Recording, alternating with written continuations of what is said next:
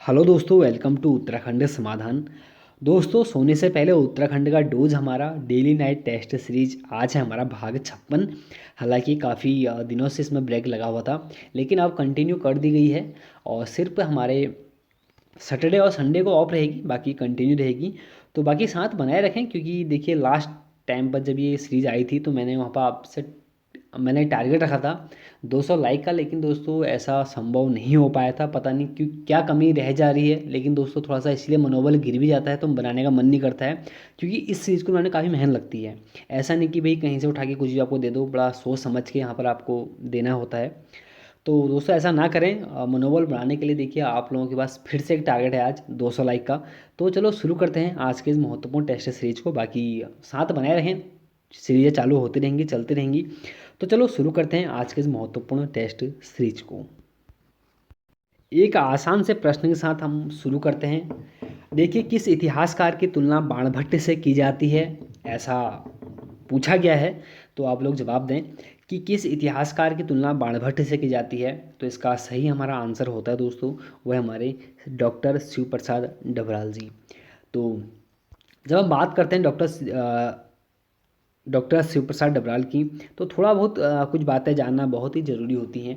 देखिए, हमारे बाणभट्ट से तुलना की जाती है डॉक्टर शिव प्रसाद डबराल जी की, और जिनका उपनाम हमारा है चारण या इंसाइक्लोपीडिया ऑफ उत्तराखंड। हम इन दो नामों से डॉक्टर शिव प्रसाद डबराल जी को जानते हैं। और आपको पता है दोस्तों कि जो डबराल जी की जो हमारी कर्म स्थली है वो हमारी दुगड्डा है। और दुगड्डा जो हमारा पड़ता है तो पौड़ी गढ़वाल के अंतर्गत हमारा दुगड्डा पड़ता है। क्योंकि दुगड्डा का इतिहास काफ़ी महत्वपूर्ण है दोस्तों, बहुत बार मैं आपको बता चुका था। जब बात करते हैं दोस्तों हम शिव प्रसाद डबराल जी की, तो कुछ बातें जानना बहुत जरूरी है। इनका जन्म जो हुआ था हमारा, वो हुआ था 12 नवंबर 1912 को गहती गांव हमारे पौड़ी गढ़वाल में, जो कि बहुत एक महत्वपूर्ण बन सकता है। बने हैं प्रश्न कि हमारा डॉक्टर शिव प्रसाद डबराल या चारण का हमारा संबंध किस जिले से है करके।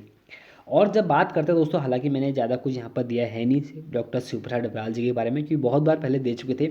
इनकी कुछ महत्वपूर्ण रचनाएं थी दोस्तों, मैं आपको ऐसी बता देता हूँ, जैसे कि उत्तराखंड यात्रा दर्शन, उत्तराखंड का इतिहास 12 चरणों में, और उत्तरांचल के अभिलेख एवं मुद्रा गुहा, गुहादित्य लेख, गौरा बादल, महाराणा संग्राम सिंह और पन्ना धाया। इसके अलावा भी दोस्तों इनकी महत्वपूर्ण हमारी एक रचना है दोस्तों, सदैई। अच्छा, अब आप लोग कमेंट ये करना है कि सदैई हमारे डॉक्टर शिव प्रसाद डबराल के अलावा किसकी महत्वपूर्ण रचना है। ये दोस्तों आप लोगों ने कमेंट करना है, देखिए ईमानदारी से। और उसके बाद जैसे कि हमारा सतीराम, राष्ट्र रक्षा काव्य, गढ़वाली मेघदूत और हुतात्मा परिचय, अतीत स्मृति और संघर्ष संगीत, ये दोस्तों इनकी कुछ महत्वपूर्ण रचनाएं थी। और आपको पता है कि इनका एक पीएचडी इनके द्वारा की गई थी, और जिसका विषय हमारा था अलकनंदा उपत्यका में घोष यात्रा, प्रयोजन, ऋतुकालीन प्रवास। ये तो थी कुछ मोटी मोटी बातें हमारे चारण जी के बारे में। बाकी देखिए नॉर्मल सी बातें थी, बहुत बार बता चुका, तो इसलिए मैंने यहाँ पर पूरा लिखा नहीं। दूसरा हमारा प्रश्न है कि अल्मोड़ा भारतीय आंदोलन का शस्त्रागार है, यह कथन किसका है। देखिए दोस्तों, हमारा अल्मोड़ा जो है, उनका जो अल्मोड़ा का जो संबंध है दोस्तों सभी व्यक्तियों से रहा है। निम्न में से देखिए जवाहरलाल नेहरू का रहा ही है, और लाल बहादुर शास्त्री का भी रहा ही है, आए थे। महात्मा गांधी और मौलाना अब्दुल अली, ये सभी दोस्तों ऐसे व्यक्ति हैं जिनका संबंध हमारे अल्मोड़ा से रहा है। जब बात करते हैं दोस्तों कि अल्मोड़ा भारतीय आंदोलन का शस्त्रागार है, यह जो कथन है दोस्तों, यह मौलाना मोहम्मद अली जी का है। देखिए ज़्यादा कुछ नहीं है, बस एक आध लाइन ही है। बस आपको कुछ और चीज़ देने की भी कोशिश करता हूँ इसमें, कि अल्मोड़ा जो हमारा भारतीय आंदोलन का शस्त्रागार है, यह कथन जो हमारा है मौलाना मोहम्मद अली जी का है। और दोस्तों अल्मोड़ा से एक हमारी महत्वपूर्ण एक व्यवस्था थी जिसको लोटा कानून व्यवस्था के नाम से जाना जाता था, जो कि दोस्तों अल्मोड़ा को स्वच्छ करने के लिए यह व्यवस्था शुरू की गई थी। होता यह था कि नॉर्मल सी बातें हैं। देखिए लोटा कानून व्यवस्था क्या था कि जो लोग मॉर्निंग में रोड के किनारे पे बैठ जाते थे अपने फ्रेश होने के लिए, तो उन्हीं से संबंधित हमारे लोटा कानून व्यवस्था थी, जिसका संबंध हमारे अल्मोड़ा से था। और दोस्तों इसके साथ साथ एक हमारा लोटा शपथ व्यवस्था भी है।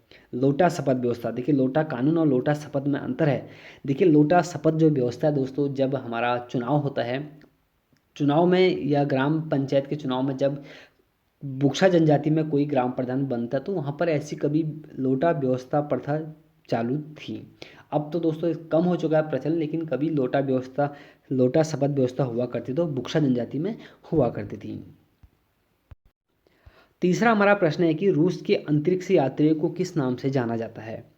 देखिए दोस्तों, रूस के अंतरिक्ष यात्रियों को हम जानते हैं वो कॉस्मोनाइट्स के नाम से हम जानते हैं। और भी बहुत सारे, देखिए मैंने 3 के 3 दे रखे हैं क्योंकि ये हमेशा एग्जाम पूछे गए हैं कि रूस के अंतरिक्ष यात्रियों का जो नाम है दोस्तों वह कॉस्मोनाइट्स है। और संयुक्त राज्य अमेरिका का जो अंतरिक्ष यात्रियों का जो नाम है दोस्तों वो हमारा एस्ट्रोनाइट्स है। और जो चीन का है दोस्तों नाम वो हमारा है टाइको टाइकोनाइट्स। ये चाइट्स हो गया, टाइकोनाइट्स करके इनका हमारा नाम है। और पीडीएफ आपको टेलीग्राम में मिल जाती है। जिसने टेलीग्राम ग्रुप नहीं ज्वाइन किया है वो उस ग्रुप को ज्वाइन कर लें। उत्तराखंड समाधान करके सर्च करें टेलीग्राम पर, या डिस्कशन से आप उसको ज्वाइन कर सकते हैं।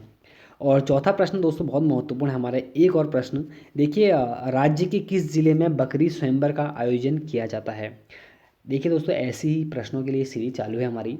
देखिए बात करते हैं कि हम राज्य के किस जिले में बकरी स्वयंवर का आयोजन किया था। देखिए अब आप लोग इनके ऐसे प्रश्न के भी एग्जाम बन सकते हैं। देखिए दोस्तों, एग्जाम में नहीं बन सकते हैं जब आप हमारे मान लीजिए यूके पीसीएस के आप इंटरव्यू में आप बैठते हैं तो क्या पता वहाँ पे ऐसे प्रश्न पूछे जाएं, लेकिन आपको जानना बहुत ज़रूरी होता है। तो राज्य के किस जिले में जो बकरी स्वयंवर का जो आयोजन किया जाता है दोस्तों वो हमारा पंतवाणी, हमारा टिहरी गढ़वाल, जो कि जौनसार क्षेत्र से मिलता जुलता हमारा है दोस्तों। यहाँ पर हमारा बकरी स्वयंवर का आयोजन किया जाता है। बहुत ही एक रोचक रोचनीय है दोस्तों यह बकरी स्वयंवर। हालांकि कुछ समय से और देखा नहीं गया, लेकिन यहाँ पर बकरी स्वयंवर का आयोजन किया जाता है। आपको एक फ़ोटो दिखाता हूँ बकरी स्वयंवर से। देखिए दोस्तों, ये बकरी स्वयंवर की एक फ़ोटो थी मेरे पास।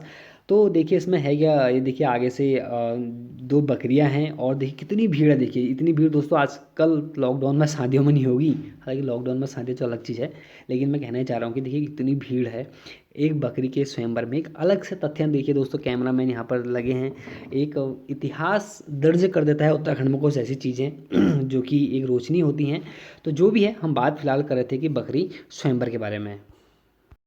देखिए जो बकरी स्वयंवर है पंतुवाणी हमारा टिहरी गढ़वाल जौनसार क्षेत्र के अंतर्गत हमारा इसका आयोजन किया जाता है। और इसमें जो हमारे बकरी के नाम होते हैं दोस्तों बहुत ही महत्वपूर्ण, महत्वपूर्ण क्या, हमारे जो एक्टर्स हैं उनके नाम पर होते हैं, जैसे दीपिका, कैटरीना और बहुत सारे रवीना टंडन जैसे यहाँ पर नाम रखे जाते हैं, ऐसा मैंने न्यूज़ में पढ़ा था। और जब बात करते हैं दोस्तों कि राज्य में माउंटेन गोट के नाम से हम किसे जानते हैं, चंद्रप्रभा एंतवाल को हम राज्य में माउंटेन गोट के नाम से जानते हैं। और चंद्रप्रभा एंतवाल का जो जन्म दोस्तों उत्तराखंड के पिथौरागढ़ जिले के धारचूला गांव में 24 दिसंबर 1941 को हुआ था। अब देखिए कुछ अलग से फैक्ट मिल गए जो कि जानना बहुत जरूरी होता है।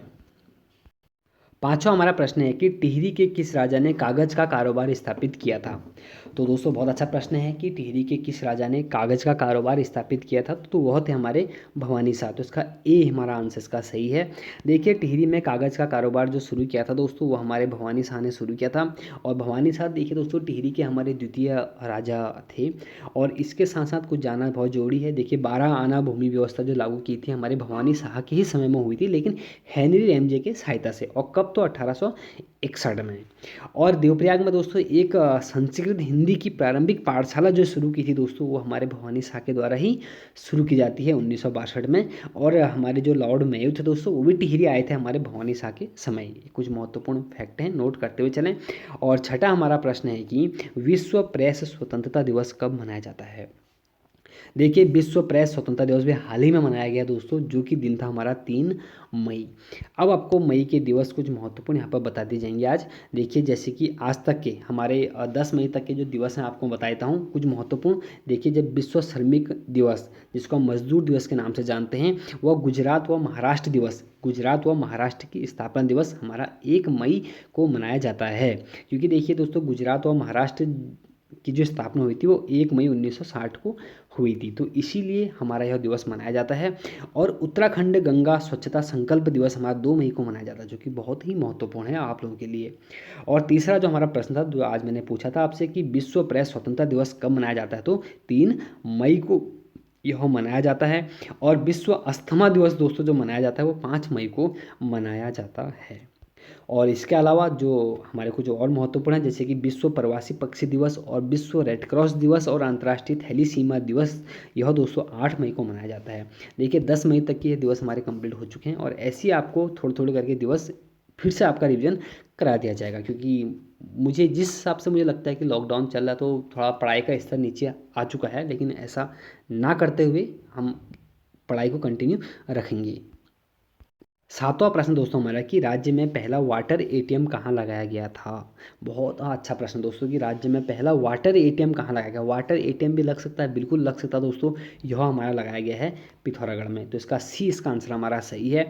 देखिए कुछ राज्य में पहला वाटर एटीएम हमारा पिथौरागढ़ में लगाया गया, और राज्य में पहला दुग्ध एटीएम दोस्तों, दूध का एटीएम जो लगाया गया दोस्तों हमारे अल्मोड़ा जिले के अंतर्गत लगाया गया, और अल्मोड़ा के भी अल्मोड़ा में ही लगाया गया। और केदारनाथ में जो पहला हमारा एटीएम लगाया गया दोस्तों वो HDFC बैंक द्वारा लगाया गया। तीन के तीन महत्वपूर्ण प्रश्न हैं, नोट करते हुए चलें। और अगला प्रश्न है कि टिहरी में प्रथम लाइब्रेरी की स्थापना कब हुई। तो इसका सही हमारा आंसर है दोस्तों कि टिहरी में जो प्रथम लाइब्रेरी की जो हमारी स्थापना हुई थी, यह दोस्तों हुई थी सी 1923 में। तो इसका सी इसका आंसर हमारा सही है। देखिए जब बात करते हैं कि टिहरी में प्रथम लाइब्रेरी की स्थापना तो 1923 में हुई थी, और जो कि एक सार्वजनिक पुस्तकालय था। ठीक है, तो बात वही आ गई कि सार्वजनिक पुस्तकालय का मतलब ही लाइब्रेरी होता है। और टिहरी में पहली बार जनगणना दोस्तों 1921 में हुई थी, जो कि और बहुत महत्वपूर्ण है दोस्तों, नोट करते हुए चलें आप लोग। और ये सब बातें जो हो रही दोस्तों, ये हमारे नरेंद्र शाह के समय की बातें हो रही हैं, ये इसलिए महत्वपूर्ण है। और टिहरी राजवंश का अंतिम भूमि बंदोबस्त दोस्तों 1924 में, हमारा पाँचवां भूमि बंदोबस्त था हमारा ये भी हमारा नरेंद्र शाह के समय 1924 में ही हुआ था। और हमारा पवार राजवंश का शेरशाह सूरी के नाम से हम किसी को जानते हैं तो हमारा नरेंद्र शाह ही होते हैं, जो कि बहुत महत्वपूर्ण है दोस्तों, नोट करते हुए चलें। अब देखते हैं नवा प्रश्न। नवा प्रश्न हमारा है कि विश्व की लघु संसद के नाम से हम किसे जाना जाता है। विश्व की लघु संसद के नाम से किसे जानते हैं, तो इसका सही हमारा आंसर होता दोस्तों वो हमारा है ए, महासभा को हम विश्व की लघु संसद के नाम से जानते हैं। देखिए कुछ महत्वपूर्ण चीज़ें, जैसे विश्व की लघु संसद के नाम से हम जानते हैं महासभा को, और हमारे दुनिया का पुलिसमैन के नाम से हम जानते हैं दोस्तों सुरक्षा परिषद को। दो के दो महत्वपूर्ण फैक्ट हैं, नोट कर लें, सबको याद होगा। आप देखते हैं आज का 10वां और अंतिम प्रश्न कि चंद वंश में रौलिया देवलिया का हमारा संबंध किससे है। तो देखिए दोस्तों जो चंद वंश में हमारा रौलिया देवलिया का हमारा जो संबंध है दोस्तों, यह हमारा है देवी देवताओं से। देखिए चंद वंश में रौलिया देवलिया का जो हमारा संबंध है दोस्तों, वो हमारा राज परिवार की देवी देवताओं की पूजा के नाम पर लिया जाने वाला हमारा एक महत्वपूर्ण हमारा एक कर हुआ करता था। और एक था दोस्तों खैली कपिलनी कर, बहुत एक कमेंट आया था, बहुत दिन से मैं देख रहा था, थोड़ा सा रिप्लाई नहीं कर पाया था क्योंकि समय की ऐसी बाध्यता रहती है दोस्तों कभी कभी, तो मैसेज पढ़ने के बाद रिप्लाई नहीं हो पाता है। लेकिन बात करते हैं खैनी कपिलनी कर, 2-3 बार पूछ दिया था शायद, माफ़ी चाहता हूँ उनसे जिनका रिप्लाई मैं नहीं कर पाया था। तो खैनी कपिलनी कर का जो संबंध था दोस्तों चंद वंश में, वो हमारा कुली बेगार से संबंधित था, जो कि बहुत ही महत्वपूर्ण दोस्तों एक प्रश्न बनता है अपने आप में। और जूलिया कर जो था दोस्तों चंद वंश में, वो नदी के पुलों पर लगाया जाने वाला एक महत्वपूर्ण टैक्स था। तो दोस्तों ये थे देखिए आज हमारे महत्वपूर्ण 10 प्रश्न। बाकी मेरा टारगेट आप लोग ध्यान देना और कमेंट जरूर करिए 10 में से आपको कितने नंबर आ रहे हैं, कितने नंबर बन रहे थे। तो चलो फिर एक मिलेंगे, लेकिन यह टेस्ट सीरीज शुरू हो चुकी है, मैंने पहले कहा, लेकिन मेरा टारगेट दोस्तों आज 200 प्लस लाइक का है। देखते हैं दोस्तों कितना आप लोग सहयोग करते हैं, क्योंकि देखिए दो देखने वाले बहुत लोग होते हैं, लेकिन दोस्तों पता नहीं क्या कमचूसी करते हैं लास्ट में एक लाइक करने में। तो मनोबल बढ़ाने के लिए आप लोग ऐसा करें। बाकी देखिए मेरी तो टेस्ट सीरीज चलते हुए जा रही हैं, लेकिन मैं इसलिए कह रहा हूँ कि इसमें थोड़ा सा मेहनत लगती है मेरे को। तो चलो शुरुआत तो हमने करी दी है आज से, तो फिर आप मिलेंगे एक नेक्स्ट वीडियो में। जय हिंद, जय भारत।